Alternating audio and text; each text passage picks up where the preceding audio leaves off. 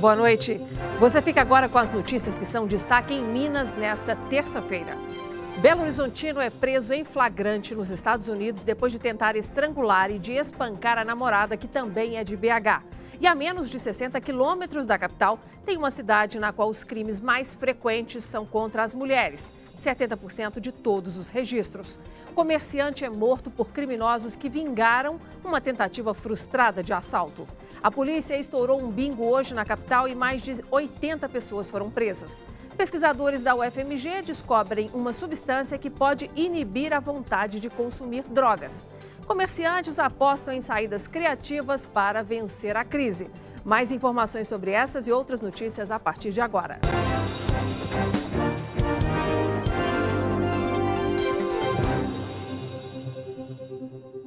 Está preso nos Estados Unidos um Belo Horizontino de 25 anos, suspeito de tentar estrangular e de agredir a namorada na cidade de Tampa, que fica no sul do país. Nossa equipe conversou com a vítima, Melissa Gentes, de 22 anos, que contou detalhes da agressão depois que ela se recusou a entregar o próprio celular para ele. O suspeito foi preso em flagrante, mas será solto se pagar fiança. No rosto de Melissa, os hematomas das agressões. A jovem de 22 anos foi estrangulada. Teve os cabelos arrancados por Eric Bretz, de 25 anos, com quem a estudante tinha um relacionamento de 3 meses. As agressões aconteceram no estado da Flórida, nos Estados Unidos, no apartamento do suspeito. Ele tomou o meu celular, eu não tinha mais acesso e ele começou a mexer nas minhas coisas. Ele estava tentando me convencer de que eu tinha que mudar o meu número para que só ele pudesse conversar comigo. Eu falei, Eric, eu quero ir embora, me dá o meu celular. Eu tentei pegar o celular da minha mão e ele fazia uns movimentos bruscos, ele tirava minha mão, ele começou a bater minha cara no chão, me puxou, pegou meu cabelo assim, me arrastou pelo chão, pegou uma garrafa de soro, bateu na minha cara e ele me colocou entre as pernas dele, começou a me estrangular. E ele deixava o soro cair na minha boca para eu não conseguir respirar. Melissa e Eric são de Belo Horizonte. Se conheceram na capital mineira em junho durante as férias da estudante que mora nos Estados Unidos há 4 anos. Ele estava passando uma temporada na Flórida. A estudante já havia sofrido outras ameaças do ex-namorado, principalmente por causa de ciúmes do suspeito. Ele hackeou meu celular, eu não fiquei sabendo. Ele começou a deletar os meus amigos, as minhas conversas, me impedir de ligar para os meus pais. Eu tentei sair do carro uma vez, eu tive um pensamento que talvez ele estava até dirigindo. Eu falei, gente, eu vou sair do carro, eu vou abrir a porta para eu sair desse carro. E ele me pegou pelo cabelo, ele me bateu, ele arrancou meu cabelo, então só foi progredindo. Eric está preso nos Estados Unidos e responde por 2 acusações: violência doméstica por estrangulamento e por intimidar a vítima ou testemunha. Ele também deve ter o passaporte retido, mas ele pode ser liberado pela justiça americana caso pague uma fiança no valor de $60 mil, o que equivale a cerca de R$245 mil. Ele foi preso em flagrante, para ele evitar ir a júri nos Estados Unidos e aí ser condenado a uma pena muito alta. Provavelmente pode haver uma negociação aí entre as partes. Violência doméstica por estrangulamento tem uma pena de 5 anos, mais 5 anos de probation, que é o que a gente fala de condicional, mais o pagamento de multa. Melissa é mais uma vítima de feminicídio. Para esta professora, a violência contra a mulher atinge todas as classes sociais. As taxas de feminicídio, elas vêm crescendo, especialmente entre as mulheres negras, que são aquelas que estão mais vulneráveis ainda e mais em risco, porque estão mais desprotegidas do Estado. Mas esse caso é emblemático em nos mostrar, que não são só as mulheres pobres, negras, que são vulneráveis. Então, é uma moça de posses, morando nos Estados Unidos, com uma pessoa de alta classe social e que, infelizmente, passou pelo mesmo tipo de brutalidade, de experiência de terror, de pânico, que as mulheres brasileiras passam cotidianamente. A cada 15 segundos tem uma mulher nesse país sendo espancada. A cada 1h30, uma morre. Segundo a coordenadora do Núcleo de Estudo e Pesquisa sobre a Mulher da UFMG, o perfil dos agressores geralmente é o mesmo. Esse tipo de situação não é amor, não é sinal de amor. Ciúme, como muitas vezes é interpretada, é porque ele me ama. Não, não é porque ele te ama, é porque ele se sente proprietário de você. Nós entramos em contato com a família de Eric Bretz, que ainda não se posicionou sobre o ocorrido. O Itamaraty informou que averigua o caso. A Marlise Matos, gente, que nós acabamos de ouvir aí no finalzinho da reportagem, diz que muitas mulheres não se percebem em relacionamentos abusivos. Então, que esse alerta nos deixe mais atentos. Que se presenciarmos, eu e você aí, uma situação assim de violência contra a mulher, que encontremos um jeito bom, mas eficiente de alertá-la, de dar a essa mulher confiança para denunciar. E nunca é demais lembrar, o número de denúncias é o 180. E nós temos ainda uma outra reportagem sobre violência contra as mulheres. Na cidade de Itabirito, a menos de 60 quilômetros de BH, agressões contra mulheres são a ocorrência mais comum, somando 70% das ações criminais. Quem fez esse levantamento foi a 2ª Vara Civil, Criminal e de Execução Penal na cidade. Lá não tem delegacia de mulheres e o juiz dessa vara está propondo criar um atendimento exclusivo para essas vítimas. Desde que a lei do feminicídio foi sancionada em 2015, houve endurecimento na punição aos agressores de mulheres. Mas a estatística mostra que a lei não representou redução dos casos. Há 3 anos, quando esse crime passou a ser punido com mais rigor, foram 335 casos em Minas Gerais. Em 2016, subiu para 397, aumento de 18% nos casos. No ano passado, foram 433 ocorrências, 9% a mais em um período de 12 meses. Só neste primeiro semestre de 2018, 187 mulheres foram vítimas de feminicídio no estado. Todo mundo merece respeito e a mulher sofre muito com isso, com machismo.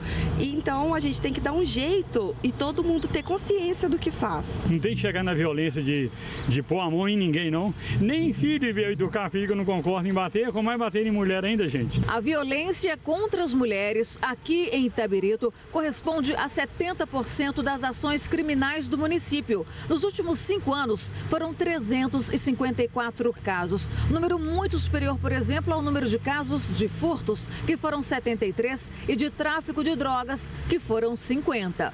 O levantamento é deste juiz, que observou um aumento no pedido de medidas protetivas. Não adianta a gente ficar trabalhando só na repressão, né?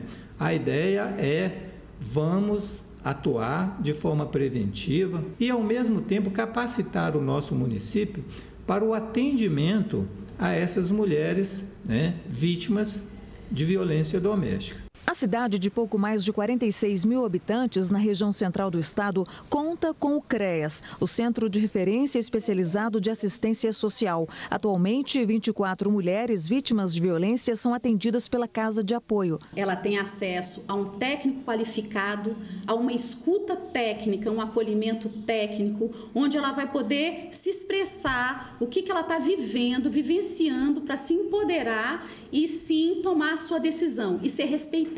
Se ela quiser, principalmente, fazer a denúncia, que ela consiga fazer essa denúncia, que ela saia dessa situação para não chegar numa situação extrema de perder a sua vida.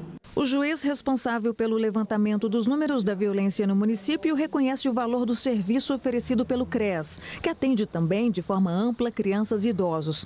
Mas o magistrado defende um conselho exclusivo para a mulher vítima de agressão. Ele deixa a desejar em razão das várias demandas que ele tem. Então, por isso, a ideia da gente criar no nosso município o CRAM.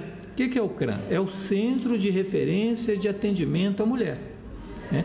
Neste espaço, nós teríamos a presença do assistente social do município, né, do psicólogo, do Ministério Público e do Poder Judiciário. A proposta de criação desse centro de referência já foi apresentada à Câmara dos Vereadores de Itabirito, que deverá fazer audiências públicas para discutir o tema com a comunidade. Em Uberaba, no Triângulo Mineiro, aconteceu um crime bárbaro. 3 criminosos se vingaram de um comerciante que reagiu a uma tentativa de assalto. Esses 3 suspeitos flagrados por câmeras de segurança foram na casa do motorista de van Sebastião Walkers Filho, de 59 anos, e tentaram furtar alguns objetos na madrugada de sábado. O que eles não esperavam era a reação da vítima, que pegou uma espingarda e atirou contra o trio, que desistiu da ação criminosa. 2 dias depois, eles retornaram ao imóvel e executaram a vítima. Várias cápsulas cápsulas de pistola calibre 380 e revólver 357 foram apreendidas pela perícia. Os policiais fizeram levantamentos e, após receberem denúncias anônimas, prenderam o suspeito Valdisson Thalisson Rodrigues de Souza, de 21 anos, em uma casa no mesmo bairro.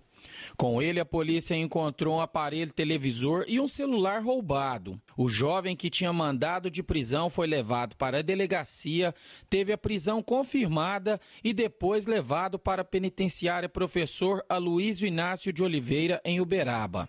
Os outros suspeitos de participação no crime ainda não foram presos e estão sendo procurados pela polícia. Estão foragidos os criminosos que fizeram reféns e explodiram 2 agências bancárias em Machado, no sul de Minas. De acordo com a PM, cerca de 15 homens chegaram na cidade em 3 caminhonetes. Eles explodiram uma agência do Banco do Brasil e uma da Caixa. Os criminosos levaram um cofre de cada agência. O valor roubado não foi informado. Os reféns foram liberados na saída da cidade sem ferimentos. Empresas que têm contrato com o governo federal acima de R$330 mil terão que admitir presidiários ou egressos do sistema prisional por força de uma nova portaria. Para especialistas, trata-se de uma oportunidade muito boa para a ressocialização dessas pessoas. Bom, nós temos agora mais um destaque para você. A Polícia Federal abriu hoje um segundo inquérito para apurar o ataque a Jair Bolsonaro do PSL, ocorrido dia 6 de setembro durante ato de campanha na cidade de Juiz de Fora, na Zona da Mata. A nova investigação vai tentar descartar a participação de outras pessoas no crime. O resultado do primeiro inquérito deverá ser apresentado nos próximos dias e nele os agentes já confirmaram que Adélio Bispo agiu sozinho. O suspeito segue preso no Mato Grosso do Sul. A Prefeitura de Belo Horizonte está em dia com todos os pagamentos a fornecedores. Essa confirmação foi feita hoje pelo prefeito Alexandre Calil durante visita a obras de urbanização em uma comunidade. O empreendimento da Vila Fazendinha foi conquistado pela comunidade por meio do Orçamento Participativo 2013-2014 e o da Vila Nossa Senhora Aparecida pelo Orçamento Participativo 2011-2012. O projeto inclui abertura e urbanização de 240 metros da Rua Cruzeiro do Sul, que antes possuía becos estreitos e escadaria de difícil acesso. Hoje tem uma via ampla que facilita o acesso de pedestres, veículos e serviços. Moradores da região comemoram. Só tinha uma passagem estreita, então não passava carro e era a pé e muita lama quando chovia e poeira. Então, assim, ajudou 100%. Agora os meninos brincam na pracinha, né? Agora a gente pode ficar sentado na pracinha à noite, tomando um ar fresco. Porém, antes da execução das obras, 37 famílias tiveram que ser removidas. Parte delas foi indenizada e a outra parte reassentada em unidades habitacionais. Nós tínhamos aproximadamente 480 obras paradas do AP quando nós assumimos. Me parece, né, Cláudio, que 150, 160 já estão sendo executadas. Para, depois que nós tivermos zerado isso, a gente acabar de fazer tudo funcionado que não estava funcionando, a gente começar a licitar novas obras do orçamento participativo. Calil aproveitou a visita e a presença da imprensa para esclarecer como estão as contas da prefeitura. Não devemos a um fornecedor, nem da saúde que essa prefeitura deveu toda a vida. E nós vamos trabalhar agora para economizar muito, para entrar em 2019... entendeu? Podendo gastar e podendo entregar para a população o nosso orçamento enxuto, o nosso orçamento bem gasto lá na ponta, atendendo a população. Pesquisadores da Universidade Federal de Minas Gerais fizeram uma descoberta importante que pode ser usada para combater o vício em drogas como a cocaína. Testes em laboratório mostraram que uma substância sintética é capaz de eliminar a memória de prazer causada pelo uso do entorpecente. Alberto foi usuário de cocaína durante 5 anos. O vício fez com que ele perdesse tudo o que tinha. Ele está em tratamento há 5 meses. Perdi um imóvel, perdi uma motocicleta, perdi carro, perdi ótimos empregos. E, infelizmente, eu terminei de perder agora, que foi um casamento de 20 anos. Um estudo realizado aqui na Universidade Federal de Minas Gerais pode ajudar a combater o vício em cocaína. Cientistas descobriram que uma substância sintética é capaz de anular a memória do uso da droga no cérebro. Um dos principais agentes causadores do vício em drogas é a busca pela sensação de prazer, que fica marcada na memória do usuário. O cérebro é estimulado a liberar dopamina, o hormônio responsável pelo bem-estar. É essa sensação que motiva o corpo a criar a dependência química. A substância testada pelos cientistas atua diretamente na parte do neurônio que age instantes antes de o cérebro liberar a dopamina, que gera satisfação. No experimento que durou 5 anos, camundongos eram confinados em uma caixa com vários compartimentos e em um deles recebiam injeções de cocaína. Nos dias seguintes, eles retornavam ao mesmo compartimento em busca da droga. Parte dos ratos recebeu a substância inibidora de memória e mesmo depois de a cocaína ser injetada, esses camundongos não retornavam ao compartimento para receber novas doses de cocaína. Uma pessoa que utilizou a droga numa cracolândia, só de ela passar perto daquele ambiente, ela vai desejar usar a droga novamente. No caso do álcool, só de uma pessoa entrar num bar ou assistir uma propaganda de cerveja, isso pode despertar na pessoa o desejo de utilizar álcool novamente. Então, o nosso estudo consiste justamente em apagar esse tipo de memória. Antes de testar a substância em seres humanos, os pesquisadores ainda vão analisar em laboratório o comportamento das células afetadas pelos mecanismos de inibição de memória. Mas o estudo representa um grande passo no caminho do combate ao vício.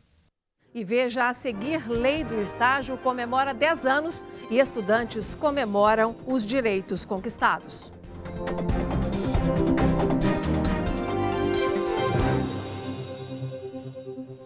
Pelo menos 80 pessoas foram presas em um bingo durante uma operação contra os jogos de azar no bairro Calafate, região oeste de Belo Horizonte. A operação começou no final da manhã e, de acordo com a Polícia Militar, entre os presos estão 10 empregados do bingo e 70 jogadores. Também foram apreendidas televisões, computadores, máquinas de cartão de crédito e cerca de R$15 mil em dinheiro. 15 pessoas foram presas hoje em 6 cidades mineiras do Triângulo por suspeita de tráfico de drogas, comércio ilegal de armas de fogo, furtos e receptação de produtos roubados. As investigações começaram há 9 meses e outras 10 pessoas já foram presas. No cumprimento de 34 mandados de busca e apreensão, foram encontrados drogas, armas, munições, celulares, notebooks, veículos, joias e dinheiro. A Lei de Estágios está completando 10 anos e foi a partir dela que os estudantes passaram a ter alguns direitos garantidos, como quantidade máxima de horas de trabalho semanais, férias e auxílio transporte. O Vinícius foi contratado como estagiário há menos de um mês. O estudante de administração ainda está em treinamento, mas já tem algumas expectativas. Para você conseguir também saber se realmente é aquilo que você quer, se está dentro daquilo que você... conectado, com aquilo que você acredita para sua carreira, O número de vagas de estágio em Minas Gerais no primeiro semestre deste ano aumentou 27% em relação ao mesmo período do ano passado. Dados do Centro de Integração Empresa-Escola, que já assinou mais de 12 mil contratos de estágio só esse ano no estado. Com 10 anos da Lei do Estágio, hoje estudantes têm os seus direitos e as empresas e instituições de ensino têm os seus deveres. No primeiro momento, nós podemos destacar a questão da carga horária, 6 horas por dia, 30 horas semanais, além do recesso remunerado. Depois de um ano de estágio, ele pode descansar por 30 dias, continuando a receber o Bolsa Auxílio. Além disso, o auxílio transporte é uma ajuda de custo para que ele possa se deslocar de casa até o estágio e vice-versa. Para ser estagiário, é preciso ter no mínimo 16 anos e estar matriculado e frequente em cursos de ensino médio, técnico e superior. E mesmo sem vínculo empregatício, é preciso se dedicar, até porque existe a chance do estágio se transformar no primeiro emprego. A Luísa, que hoje tem um cargo de gerência, sabe bem disso.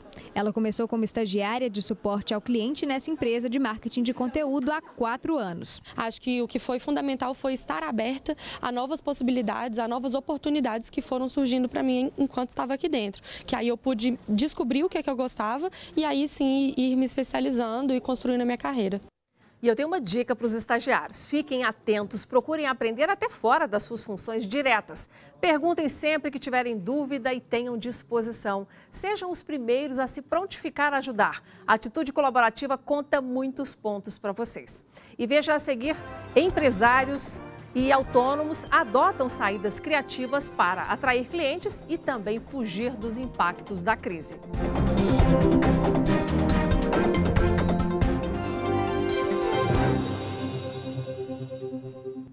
Pacientes com diabetes tipo 2 podem reverter o quadro quando mudam dieta e passam a fazer exercícios físicos. Esse resultado apareceu em um estudo médico que ainda precisará ser aprofundado, mas que já dá uma esperança para quem sofre com a doença. Há um ano, Davi, que tem diabetes tipo 2, começou a ter vários problemas por causa da doença. Tendo muita cãibra, não estava dormindo à noite e fraqueza nas pernas, indisposição. Ele então decidiu procurar um endocrinologista. Começou uma dieta e a fazer exercícios. Em poucos meses, a qualidade de vida mudou bastante. E o melhor, com a glicemia controlada e sem fazer uso de remédios para o diabetes. Tomava 8 ou 9 medicamentos por dia. E hoje não, hoje mudou completamente. Energia é outra, vida é outra. E um estudo feito por cientistas de uma universidade da Austrália mostrou que o quadro de diabetes 2, como esse do Davi, e que é muito comum no Brasil, pode ter uma remissão para um estado não diabético com a perda de peso. 46% das pessoas responderam com sucesso à perda de peso, se recuperaram e mantiveram a glicemia sob controle. No diabetes tipo 2, que está diretamente ligado ao sobrepeso e à obesidade, o corpo produz menos insulina, hormônio responsável por transformar a glicose que ingerimos no alimento em energia. Este especialista explica que com uma dieta controlada, esse processo é facilitado. Tudo que você come cai no estômago e vira 3 coisas básicas. Ou é proteína, ou é gordura, ou é glicose. Não adianta a gente ter glicose na corrente sanguínea, ela tem que entrar para dentro da célula para virar energia. E aí que entra a insulina, é como se fosse uma chave que abre a portinha da célula para ela entrar para dentro da célula e virar energia. Se eu engordo, a minha célula aumenta de tamanho, a porta muda de formato e aquela chave inicial não funciona. Então eu tenho que produzir uma nova chave para uma nova fechadura. E se eu engordo mais, eu tenho que produzir cada vez mais chaves. O estudo é animador, mas tem limitações. 98% dos participantes eram brancos e foram avaliados apenas por 12 meses. Por isso, são necessárias pesquisas de longo prazo para comprovar a eficácia para todas as pessoas, já que há cerca de 3 milhões de diabéticos no Brasil. Para fugir dos efeitos da crise, criatividade. Empresários e profissionais autônomos da capital que viram os ganhos diminuir com a recessão econômica no país não desistiram dos negócios e se reinventaram. Janaína é empresária do setor de moda feminina. Ludmila é cabeleireira. O que as duas têm em comum, além de trabalhar em segmentos voltados para o público feminino? Resolveram juntar os dois ambientes e fazer deles um só. Ela mexe com tratamentos capilares, cuidando da raiz, do bulbo e muitas das vezes clientes ficavam horas esperando e saíam do espaço para poder procurar roupas, acessórios. Uma ideia simples e que tinha tudo para dar certo. E deu. O faturamento subiu. E quem vem comprar um vestido para festa, por exemplo, já sai daqui pronta para o evento. Aqui a gente faz de tudo ao mesmo tempo e já sai linda. Em tempos de crise, a diferença entre fechar as portas ou continuar funcionando, mesmo sem o lucro de antes, é a capacidade de inovar. Isso pode acontecer em empresas ou até mesmo com um trabalhador autônomo, que vê seus ganhos reduzidos porque uma nova tecnologia está mudando o jeito do consumidor comprar. Este taxista viu o faturamento despencar depois do surgimento dos aplicativos de transporte e ele teve que pensar em um plano B. Agora, também presta serviços para pessoas que vendem objetos em um grupo de WhatsApp. É ele que leva tudo de um lado para o outro da cidade. Entramos no táxi de Adriano enquanto ele se dirigia para pegar mais uma encomenda. O serviço houve uma perda de 70%, vamos dizer. E com isso, com esse incremento, né, que eu passei a fazer, a trabalhar, eu tive eu consegui recuperar em torno de 30% do meu rendimento. E eu renovo aquele nosso convite para você nos manter informados sobre o que está acontecendo aí na sua rua, no seu bairro, que anda te preocupando. Escreva para o nosso Bandzap ou mande vídeos, é o 31 99 772 7663. Ficamos por aqui, obrigada pela sua atenção, amanhã estaremos de volta, até lá.